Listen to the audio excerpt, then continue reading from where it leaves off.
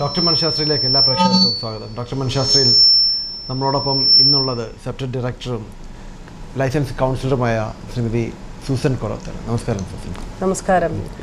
നമ്മൾ കഴിഞ്ഞ ആഴ്ചയിൽ സംസാരിച്ചതിൻ്റെ ഒരു തുടർച്ചയായിട്ട് പറയുകയാണെങ്കിൽ സോഷ്യൽ ആങ്സൈറ്റിയെ കുറിച്ചായിരുന്നു. അതിൻ്റെ ഒരു തുടർച്ചയായിട്ട് നമ്മൾ കുറച്ച് എങ്ങനെയാണ് പേഴ്സണാലിറ്റി ഒരു വ്യക്തിയിലേക്ക് ഇതെല്ലാം കയറുന്നത്, അല്ലെങ്കിൽ ഒരു വ്യക്തി അങ്ങനെ ഷേപ്ഡ് ആകുന്നത്, അത് കഴിഞ്ഞ് അവരിലുണ്ടാകുന്ന ഒരു ഇൻട്രാക്ഷൻസ്, അവരുടെ കമ്മ്യൂണിക്കേഷൻസിൻ്റെ ആ ഏരിയാസിലേക്കാണ് നമ്മൾ കൂടുതലായിട്ട് ഫോക്കസ് ചെയ്ത് വന്നിരിക്കുന്നത്.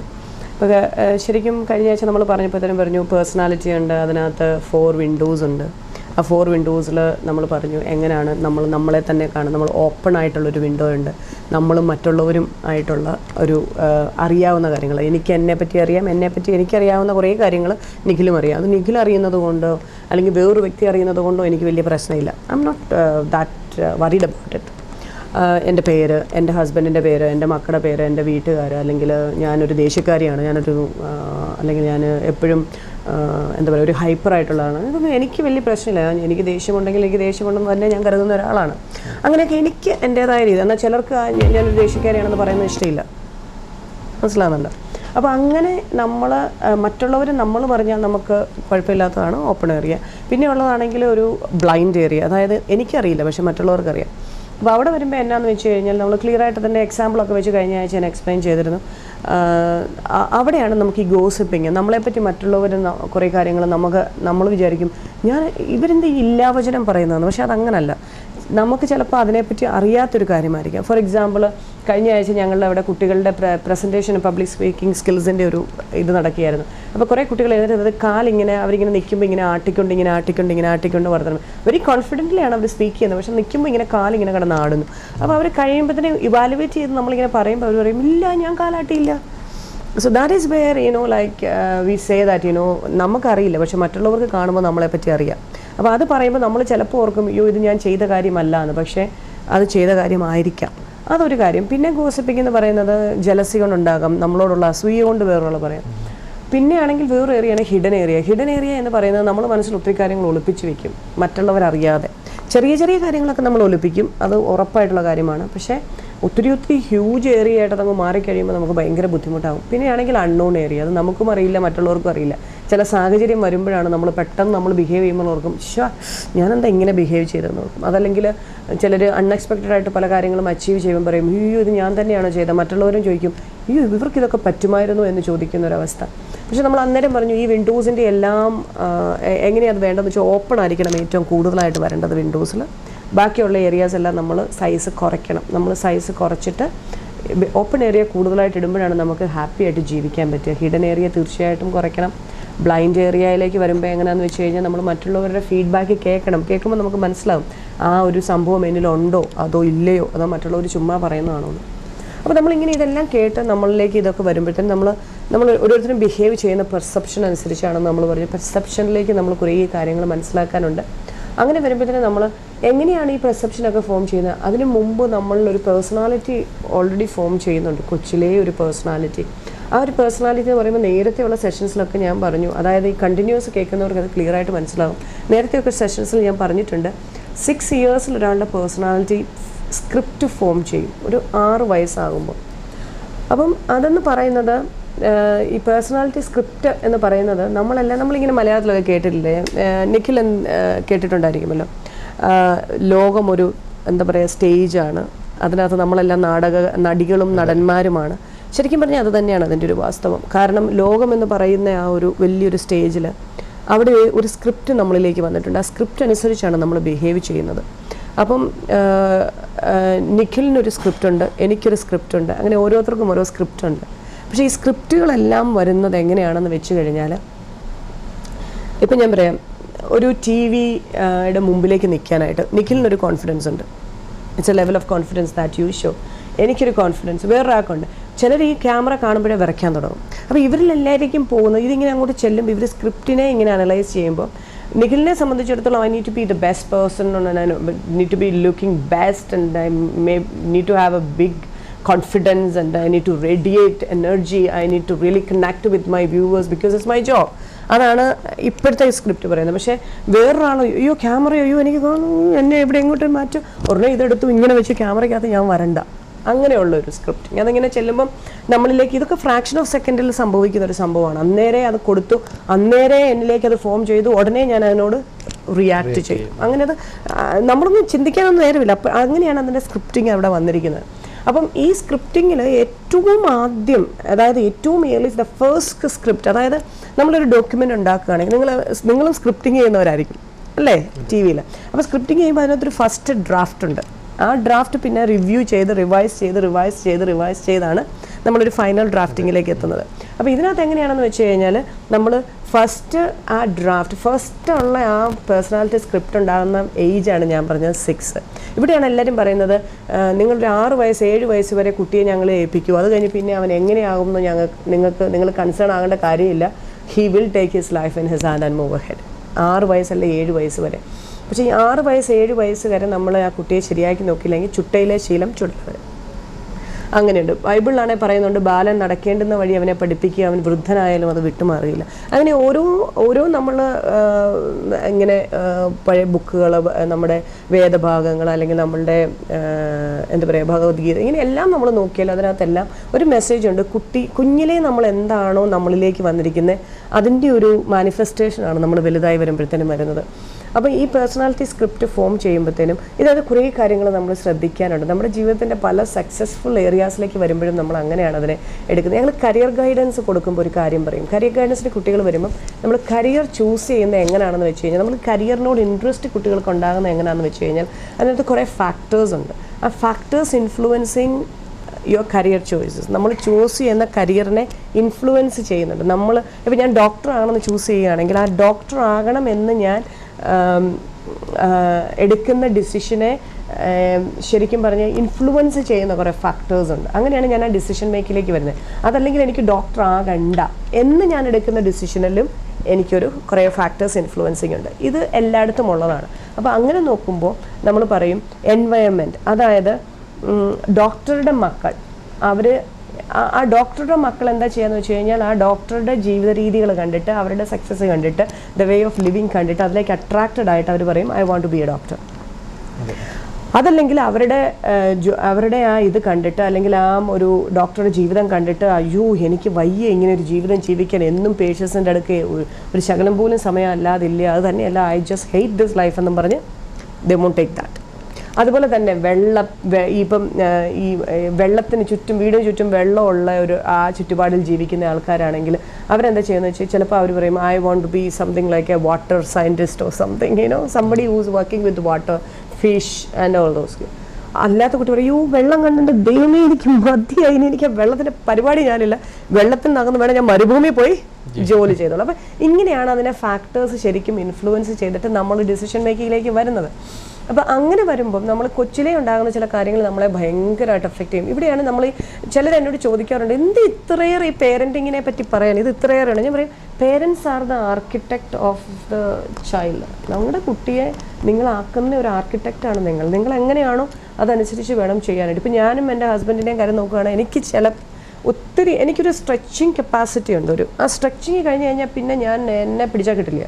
ഐ ആം ടെല്ലിങ് യു, ഞാൻ നിങ്ങളോടായിട്ട് ഒരു സ്ട്രെച്ചിങ് ഞാൻ നല്ലപോലെ സ്ട്രെച്ച് ചെയ്യുന്നൊരു വ്യക്തിയാണ്. ഞാൻ എല്ലാം അക്കോമഡേറ്റ്, അത് കഴിഞ്ഞാൽ സ്ട്രെച്ചിങ് കഴിഞ്ഞ് കഴിഞ്ഞാൽ ഐ ജസ്റ്റ് ഗെറ്റ് ഭയങ്കരമായിട്ട് അങ്ങ് ഇറിറ്റേറ്റഡ് ആവും. Then I have to shout whoever it is.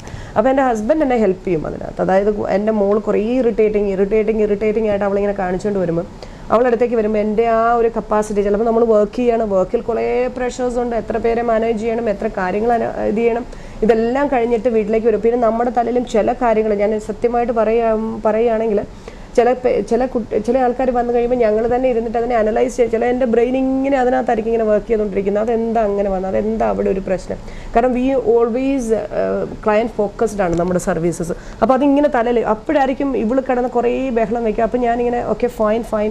പിന്നെ എനിക്കൊരു ലിമിറ്റ് കഴിയുമ്പോൾ ഞാൻ അങ്ങ് പൊട്ടുമ്പോൾ എൻ്റെ ഹസ്ബൻഡ് പറയും അത് കഴിഞ്ഞിട്ട് എന്നോട് പറയും നീ ഇച്ചിരി ദേഷ്യം കുറയ്ക്കും. അപ്പോൾ ഇത് അങ്ങോട്ടും ഇങ്ങോട്ടും ഉണ്ട്. പുള്ളിയും ദേഷ്യപ്പെട്ട് കഴിയുമ്പോൾ ഞാൻ പറയാം എന്താ എത്ര ദേഷ്യപ്പെടാൻ, കുറയ്ക്ക് അപ്പോൾ ഇതൊരു മ്യൂച്വലി അണ്ടർസ്റ്റാൻഡിങ് വർക്ക് ചെയ്യുന്ന ഒരു സ്ട്രാറ്റജിയാണ് ഞങ്ങൾ രണ്ടുപേരുടെയും. എന്നിട്ട് ഞാൻ പറയും, ഞാൻ ദേഷ്യപ്പെട്ടില്ല, ഇല്ല നീ ദേഷ്യപ്പെട്ടു. അപ്പോൾ ഇത് അങ്ങോട്ടും ഇങ്ങോട്ടും ഞങ്ങൾ എഗ്രി ചെയ്ത് അല്ലെങ്കിൽ ഞങ്ങൾ അക്സെപ്റ്റ് ചെയ്യുന്ന ഒരു സ്ട്രാറ്റജിയാണ്. ഇതെല്ലാവരും ചെയ്യണം എന്നല്ല, ഞാൻ എൻ്റെ കാര്യം പറഞ്ഞാണ് ഞങ്ങൾ എങ്ങനെയാണ് അതിനെ ഒന്ന് മാനേജ് ചെയ്യുന്നത്. പക്ഷേ എല്ലാ മനുഷ്യർക്കും ഒരു സ്ട്രെച്ചിങ് കപ്പാസിറ്റി ഉണ്ട്. അത് കഴിഞ്ഞാൽ നമുക്ക് പറ്റില്ല, പിന്നെ അത് പൊട്ടും ഇല്ലേ. റബ്ബർ ബാൻഡ് ആണെങ്കിലും കുറേ വലിച്ച് നീട്ടുന്നതിനൊരു പരിധിയുണ്ട്. അത് എലാസ്റ്റിക്കാന്ന് പറഞ്ഞാലും പിന്നെ അതിൻ്റെ ആ ടെൻഷൻ അതിന് ഹാൻഡിൽ ചെയ്യാൻ പറ്റത്തില്ല, ഇറ്റ് വിൽ ബ്രേക്ക്. അപ്പോൾ അങ്ങനെയാണ് എല്ലാ വ്യക്തികളും.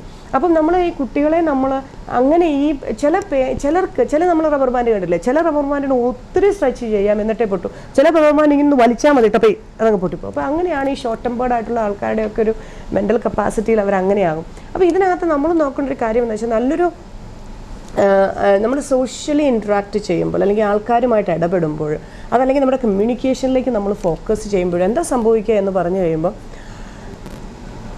ഈ ഒരു സാഹചര്യത്തിൽ നമ്മൾ കൊച്ചിലെ ഭയങ്കരമായിട്ട് ദേഷ്യപ്പെട്ട, ഞാൻ അപ്പോൾ അതിൻ്റെ ഇടയ്ക്ക് ഒരു കാര്യം ചോദിക്കട്ടെ, നിഖിലിൻ്റെ പേരൻസ് എങ്ങനെയാണ്? ഒത്തിരി ദേഷ്യപ്പെടുമായിരുന്നു?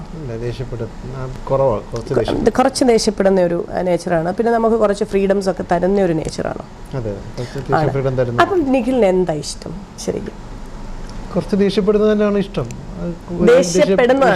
ദേഷ്യപ്പെടാത്തത് തന്നെയാണ്.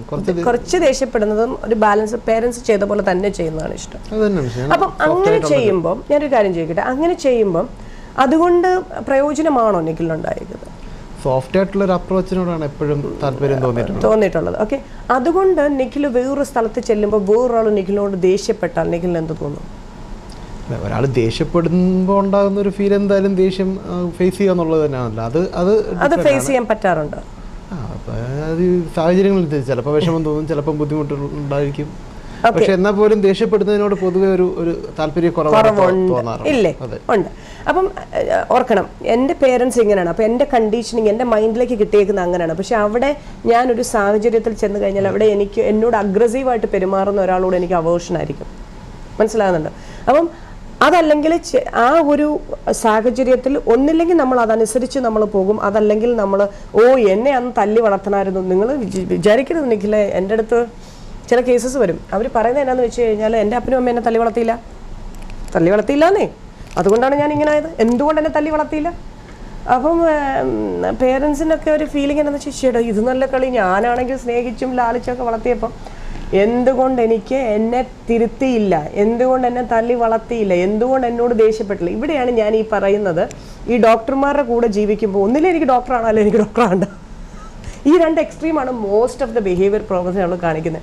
ചില കുട്ടികൾ ശരിക്കും പറയാറുണ്ട്, കുട്ടികളായിട്ട് തന്നെ പറയും, എനിക്ക് അങ്ങനെയല്ല ചെയ്ത് അതുകൊണ്ട് ഞാൻ ഇങ്ങനെ ആയി എന്ന് പറയുന്ന കുട്ടികളുണ്ട്. ഇതിനകത്ത് ഏറ്റവും രസം എന്താണെന്ന് വെച്ച് കഴിഞ്ഞാൽ, ഇപ്പം ഈ കല്യാണം കഴിക്കാനായിട്ട് കുറച്ച് കുട്ടികൾ, ഈ ഞാൻ പറഞ്ഞല്ലോ പെൺകുട്ടികൾ, അത് ഞാൻ ഒരു ഇടയ്ക്ക് പറഞ്ഞിരുന്നു, പെൺകുട്ടികൾ ഭയങ്കരമായിട്ട് മടി കാണിക്കുന്ന കുട്ടികളുണ്ട്.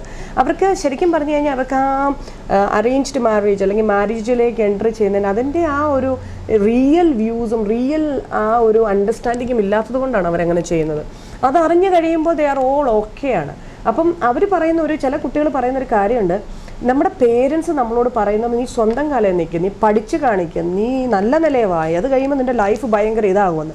അത് നല്ല നിലയിലൊക്കെ വന്നു കഴിഞ്ഞിട്ട് 24-25 വയസ്സ് കഴിയുമ്പോൾ പിന്നെ പുറകെ നടക്കുക, ആരെങ്കിലും കല്യാണം കഴിച്ചാൽ പറ്റും, ഇപ്പം കല്യാണം കഴിക്കണം. ഈ പേരൻസ് എന്താ ഇങ്ങനെയെന്ന്?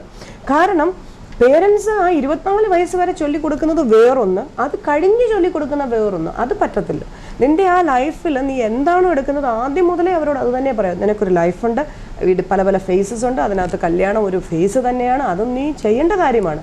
അപ്പോൾ ഇവിടെ നോക്കുമ്പോൾ തന്നെ മിക്കവാറും നമ്മളുടെ എന്താ പറയുക, പേരൻസിന് അവരെ സാറ്റിസ്ഫൈ ചെയ്യണം. അവരുടെ ഞാൻ അവർ പറയും ഒരു ഫേക്കായിട്ടുള്ള കുറേ എന്താ പറയുക ഒരു ഈഗോസും കുറേ സ്റ്റേറ്റസും ഒക്കെ.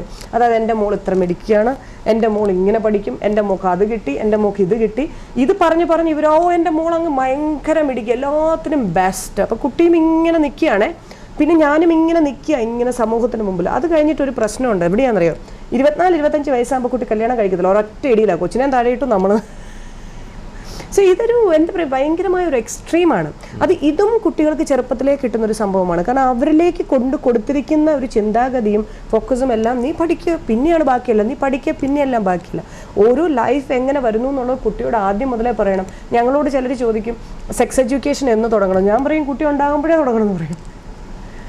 ഓരോ സ്റ്റേജ്. അതല്ലാതെ സെക്സ് എന്ന് പറയുന്നത് ഈ ആണും പെണ്ണുമുള്ള സെക്സ് അല്ല, അവരുടെ ഓരോ ബോഡി പാർട്ടിനെയും അവർ സ്നേഹിക്കണം, എന്താണെന്ന് അറിയണം, എങ്ങനെയാണെന്ന് അതിനെ റെസ്പെക്റ്റ് ചെയ്യേണ്ടതെന്ന് അറിയണം. അങ്ങനെ വന്നാൽ മാത്രമേ ഒരു കുട്ടി അങ്ങനെയുള്ള കുട്ടികൾ നന്നായിട്ട് ഡ്രസ്സ് ചെയ്യും. അല്ലാത്ത കുട്ടികൾ ഡ്രസ്സ് ചെയ്യില്ല, കാരണം അവർക്ക് അറിയില്ല ഇതെന്താ സാധനം, ഇതെന്താ എൻ്റെ ബോഡിയെ പറ്റി എന്നുള്ളത് അറിയില്ല. അതുകൊണ്ട് അങ്ങനെയുള്ള കുട്ടികൾ ഡ്രസ്സിങ്ങിലൊന്നും ശ്രദ്ധിക്കില്ല. പക്ഷെ അല്ലാത്ത കുട്ടികൾ അവർ നന്നായിട്ട് നല്ല രീതിയിൽ ഞാൻ ആരാന്നും എൻ്റെ ബോഡി എന്താണെന്നും എങ്ങനെയാണെന്നും എല്ലാം അറിഞ്ഞ് അങ്ങനെ ചെയ്യും. അപ്പോൾ ചെറുപ്പത്തിലേ കൊടുക്കുന്ന കുറേ കാര്യങ്ങളാണ് വലുതായി വരുമ്പോൾ മാനിഫെസ്റ്റ് ചെയ്ത് വരേണ്ടത്. ഈ കുട്ടി എന്താ ഇങ്ങനെ, ഇതുവരെ എനിക്ക് യാതൊരു സങ്കടവും തന്നിട്ടില്ല, പിന്നെ വേണ്ട ലേറ്റർ ഓൺ ഇങ്ങനെ സങ്കടം തന്നെന്ന് പറയാൻ ഇടവരരുത്. ഒരു കാരണവശാലും ഒരു പേരൻറ്റിനും ഇടപെടരുത്. അപ്പോൾ ഇങ്ങനെ ഒരു പേഴ്സണാലിറ്റിയിലേക്ക് ഇങ്ങനെ ഇത് വരുമ്പോഴത്തേനും നിഖിൽ പറഞ്ഞതുപോലെ കുറേ ചാടിക്കുന്ന പേരൻസ്, ഒട്ടും അതല്ലാത്ത പേരൻസ്, ഈ രണ്ടെണ്ണവുമാണ് രണ്ട് എക്സ്ട്രീം. ലെറ്റ്സ് ടേക്ക് ദീസ് രണ്ട് എക്സ്ട്രീംസ് എടുക്കും. ഒത്തിരി ചാടിക്കുന്ന പേരൻസ്, ഒത്തിരി എന്തിനും ഏതിനും ചീത്ത പറയുന്ന പേരൻസിൽ രണ്ട് കാറ്റഗറി ഓഫ് കുട്ടികളുണ്ടാകും. കുട്ടികളുടെ ക്യാരക്ടർ അല്ലെങ്കിൽ കുട്ടികളുടെ പേഴ്സണാലിറ്റി ഫോം ചെയ്യും. അതെങ്ങനെയാണെന്ന് വെച്ച് കഴിഞ്ഞാൽ, ഒന്ന് ഒരു എക്സ്ട്രീമായിട്ട് അവർക്ക് എത്ര ചീത്ത കേട്ടാലും I just don't care, because ഇത് ഞാൻ എത്ര കേട്ടതാ, ഇനി എനിക്ക് ഇതിനെപ്പറ്റി യാതൊരു കുറേ കേട്ട് തന്നെ വന്നത്. പിന്നെ അടുത്ത എക്സ്ട്രീം കാറ്റഗറി എന്താണെന്ന് വെച്ച് കഴിഞ്ഞാൽ, എനിക്കെന്നും വഴക്കാം, എവിടെ ചെന്നാലും എനിക്ക് വഴക്കാം, വീട്ടിലാണെങ്കിൽ ഇത് നേരവും വഴക്ക്, എല്ലാവരും എന്നോട് ഇതാ പറയുന്നത്, എല്ലായിടത്തും എനിക്കിതാ കിട്ടുന്നത്, പക്ഷെ അതേണ്ട ഇവിടെയും എനിക്കിതാ കിട്ടുന്നത്. ഫ്രസ്ട്രേറ്റഡ് ആവും അവർ. ഒരു വിഭാഗം ഭയങ്കരമായിട്ട് ഫ്രസ്ട്രേറ്റഡ് ആവും. ഈ ഫ്രസ്ട്രേറ്റഡ് ആകുന്ന വിഭാഗത്തിന് മുമ്പോട്ട് ഉയർച്ച ഉണ്ടാവില്ല. അതേസമയത്ത് മറ്റൊരെണ്ണമുണ്ടല്ലോ, I just don't care, this is what I experience every time, so why should I bother, I will take my life and move, let him shout, let him do whatever he wants. അങ്ങനൊരു ഫീലിങ്ങിലേക്ക് പോകാനുള്ള സാധ്യതയുണ്ട്. പക്ഷെ അതല്ലാതെ വേറൊരു ഇതിനകത്ത് നോക്കും, നമ്മൾ ചിലപ്പോൾ ഇങ്ങനെ അനലൈസ് ചെയ്ത് കഴിയുമ്പോഴത്തേനും നമുക്ക് കാണാറുള്ളതാണ് ഇത്. ഞാൻ അല്ലാതെ ഒരു തിയററ്റിക്കൽ ഇതല്ല ഞാൻ പറയുന്നത്, ഞാൻ ശരിക്കും ഇരിക്കുമ്പോൾ കാണാറുള്ളതാണ്. ഇതിനകത്ത് വേറൊരു ഇത് ഞാൻ പറയുന്നത് എന്താണെന്ന് വെച്ച് കഴിഞ്ഞാൽ, ചില കുട്ടികളെ പേരൻസ് ഭയങ്കരമായിട്ട് സോഷ്യൽ ബിഹേവിയർ പഠിപ്പിക്കും.